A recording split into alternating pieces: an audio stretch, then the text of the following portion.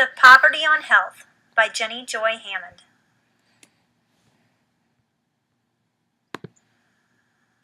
More than 1 in 5 children grow up in poverty in the United States. This is the largest number of poor children in the developed world.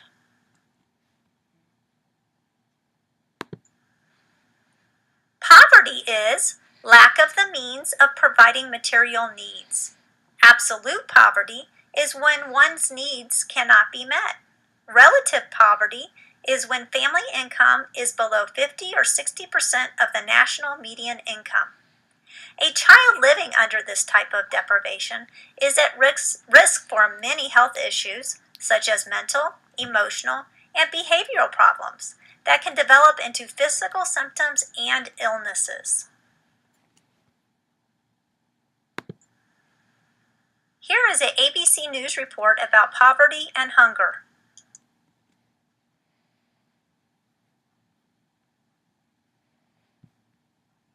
A new alarm was sounded today about the staggering number of American children now living in poverty and suffering hunger in this land of plenty.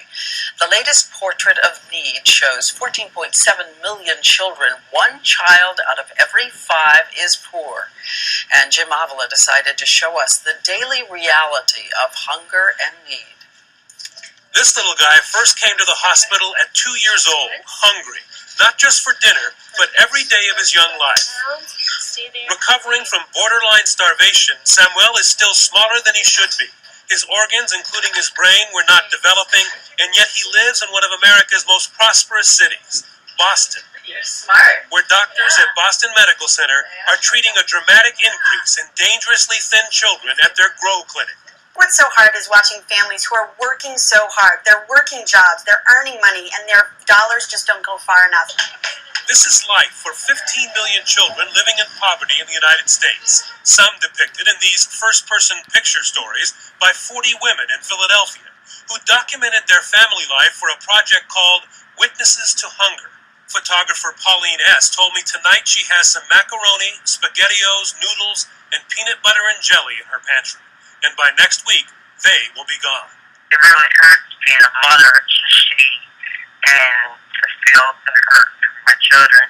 In fact, the number of children living in poverty today here in the United States is up nearly 20% since the year 2000 because of higher unemployment and foreclosures. Across the country, nearly 5.5 million children live in families who lost homes to foreclosure. 8 million in families where at least one parent lost their job. It's a struggle to put food on the table every week, every day. Domestic food banks everywhere dealing with the slow, steady starvation rather than sudden African famine. We talk about global hunger, and we have extended tummies. That's not what you'll see, for instance, in Somerville, New Jersey, but you see sadness in the children's faces. And Diane, across the country, 38 states had increases in poverty in children. Now living in poverty and suffering hunger. Poverty harms children's health, both physically and emotionally. Poverty places children in danger of mental, emotional, and behavioral disorders.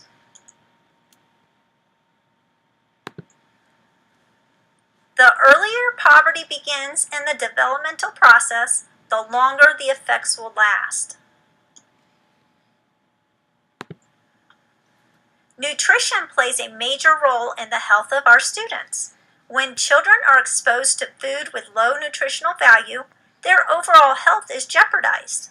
Correct nutrition and health care is crucial for the development of the children's cognitive, social, and emotional behaviors. The effects of long-term poverty causes cumulative health problems.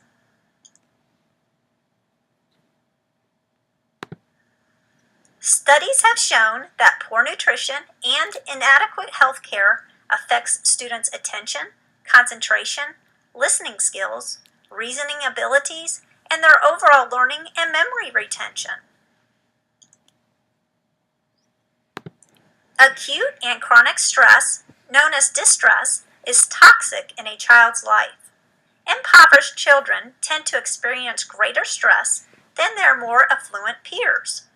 Brain development, academic success, and social ability can all be affected by distress. The child either becomes angry or wants to be left alone. The effects of poverty can occur as early as in vitro.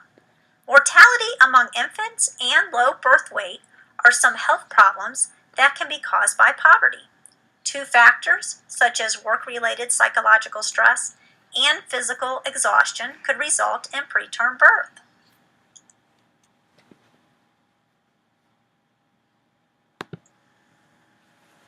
Stress from low economic and poor living conditions can lead some to drug, alcohol, and smoking. All 3 are detrimental to the offspring of the poverty-stricken mother. Smoking has been found to cause low birth weight. Drugs and alcohol used by parents have also shown neurological impairments in their offspring.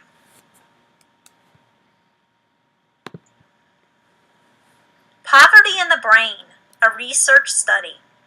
Poverty influences children's brain development. A study was conducted showing the difference between children who came from impoverished homes and children whose needs were well taken care of. Brain scan analysis was conducted on several hundred children from the time of birth to age 4, and then was repeated every few months.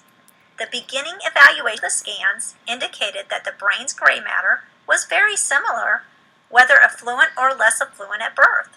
However, as time went on, the students in the low socioeconomic conditions developed less gray matter in the brains. The gray matter is crucial for creation and use of brain tissue.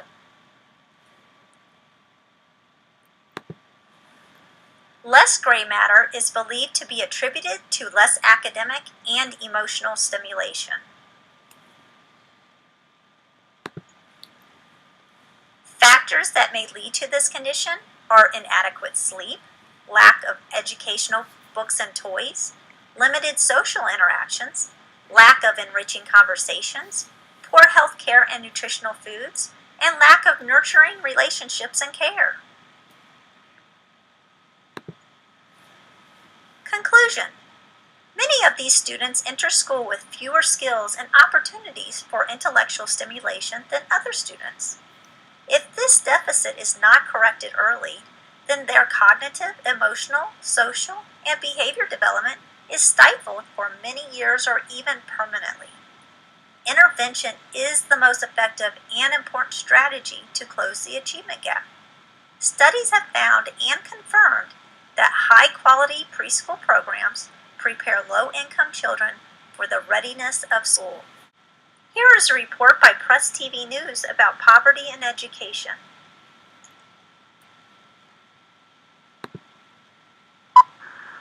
Academic excellency may be more than just studying or genetics. A student's diet may be the most important.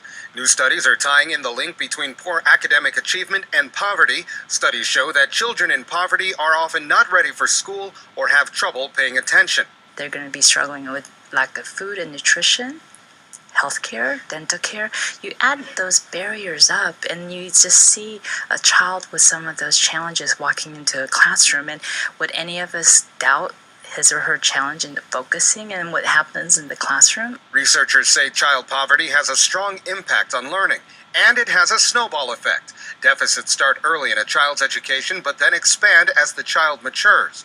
A report from the National Center on Family Homelessness says that 1.6 million children in the United States were homeless at some point in 2010, according to the most recent findings. Child poverty is rated at 22%. That's according to recent statistics. That makes the United States the country with the highest level of child poverty out of all developed nations around the world.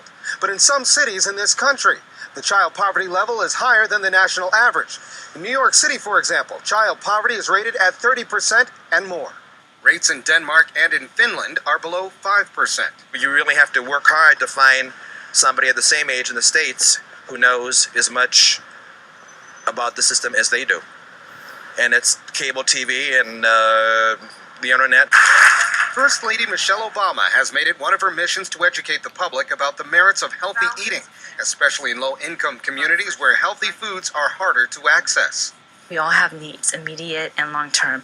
If we can serve the immediate needs of that child who doesn't have shoes that fit him, who doesn't have a winter jacket. When they come into the classroom, they're not going to be able to focus on work. Experts say that even if necessary changes were made now, it would take the U.S. nearly a decade for children from challenged socioeconomic levels to be on par academically with their more privileged classmates in other parts of the world. Colin Campbell, Press TV, Washington.